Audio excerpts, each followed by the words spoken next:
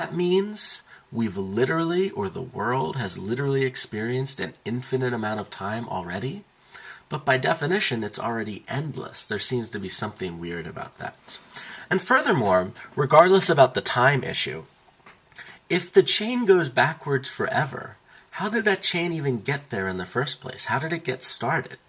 How could it literally have always been there? That seems kind of weird.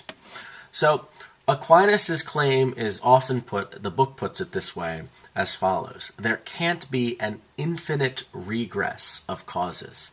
Infinite means literally going on forever. Regress means going backwards. Regress being the opposite of progress. Progress going forward, regress going backwards. So Aquinas is just denying that this ... at the beginning of our chain can literally be a literal ...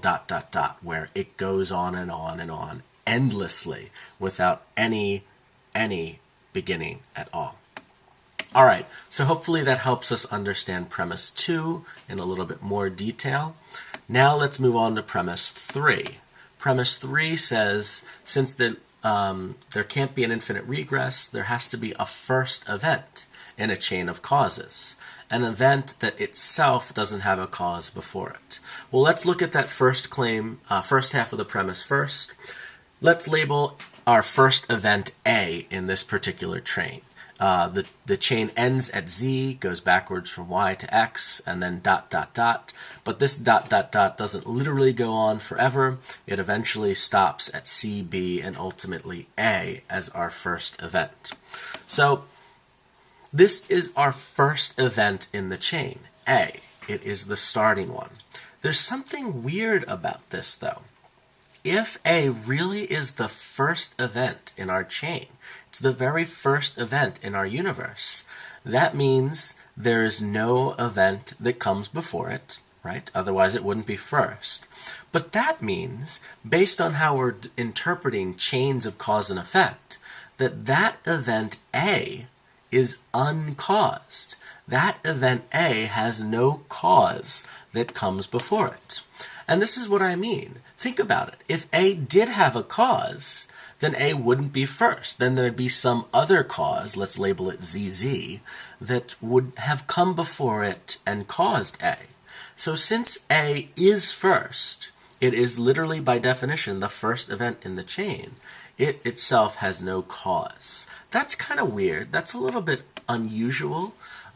This normally gets described simply, very succinctly, as there must be an uncaused first cause. There must be some event in our chain that is both the first, and since it's the first, it has no cause that comes before it, meaning it is itself uncaused. All right, so that was premise 3. Now let's take a look at our conclusion. Fairly straightforward conclusion says, the uncaused first event in the chain of causes that makes up the entire universe is God.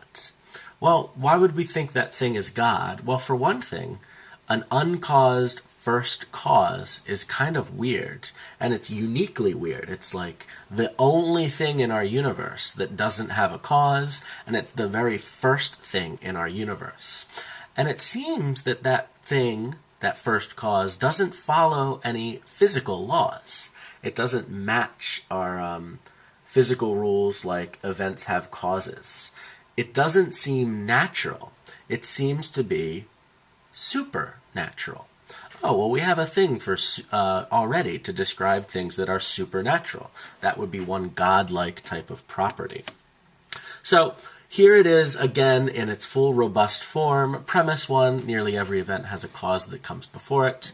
Premise 2, a chain of causes can't literally go backwards forever. Premise 3, there must be a first event in a chain of causes, an event that itself doesn't have a cause before it. And in conclusion, the uncaused first event in the chain of causes that makes up the world is God. Now, that is a little bit wordy, a little bit excessively verbose, so I'm going to shorten it up a little bit now for our evaluation of it. I'm just going to use some of the jargon terms I've introduced already, like infinite regress and uncaused first cause. So here's a shorter version. Premise 1, nearly every event has a cause. Premise 2, there can't be an infinite regress of causes. Premise 3, there must be an uncaused first cause. And our conclusion, the uncaused first cause is God. The basic gist of this argument, you think of the universe as an entire long series of chains of causes. Well, that chain can't go backwards forever. It just doesn't make sense for it to go backwards forever. That means there has to be a starting point, that starting point being our first event in the entire universe to get the ball rolling. That first event is God. All right, let's evaluate this argument. As a bit of a reminder, we have two tests whenever we evaluate an argument. We want to run an argument through the truth test by testing each premise, and we want to run the argument through the structure test to see whether the premises offer enough logical support for the conclusion. Let's do our truth tests first. Checking premise 1, nearly every event has a cause. Now I'm going to pause a little bit before each one of these to ask what you think, and I want you to think for yourself. What do I think? Do I think premise 1 is true? Do I think it's false? Or do I think it's questionable? Let's try to figure out why you would answer what you answer. So premise 1, does nearly every event have a cause? That one seems true. It seems like a basic law of physics. Events can't just spontaneously pop into existence for no cause, for no reason whatsoever. So it seems like it just has to be true, that in order for something to happen, some other thing has to happen first to make that thing happen. All right, so let's move on to premise 2. There can't be an infinite regress of causes. What do you think? Is it true that a chain of causes can't literally go backwards forever? Well, this one tends to be seen as the questionable premise. It's certainly true that an infinite regress is weird and it's tough to wrap our minds around. It's very hard to imagine. Any infinity is hard to imagine. But it's not clear that that means that the infinite regress is impossible. Just because something's odd or unusual or hard to imagine doesn't mean it's impossible. There are lots of things that I find difficult to imagine that scientific evidence seems to suggest actually not only is possible, but is really happening. So being hard to imagine isn't always the best guide. Now, Aquinas puts forward an argument for this premise. Aquinas thinks there are good logical reasons for why it is there can't be an infinite regress of causes. And that's actually what we're going to look at in class this Thursday. We're going to try to understand Aquinas' specific argument against an infinite regress of causes to see whether it's any good or bad. But for right now, we should label this premise as questionable. It just doesn't seem like Aquinas has told us enough, or we have enough reason to believe that this is definitely true. All right, moving on to premise 3. What do you think? There has to be an uncaused first cause. Is that true? Is that false? Questionable?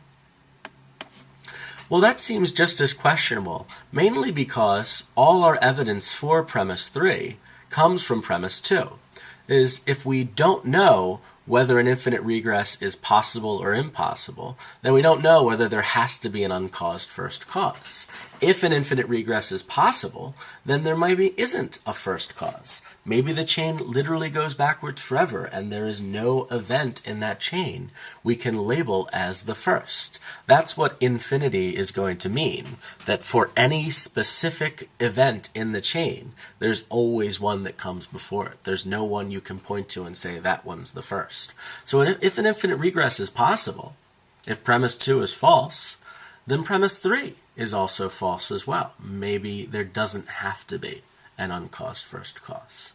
So since premise 3 is logically supported by premise 2, premise 3 is just as questionable as premise 2 is. All right, so that was our truth tests. Let's switch gears and turn to ask about the structure of the argument. In general, even though our information in the premises are questionable, is this information enough to logically lead us to this conclusion. Again, ask yourself, what do you think? Good structure, bad structure?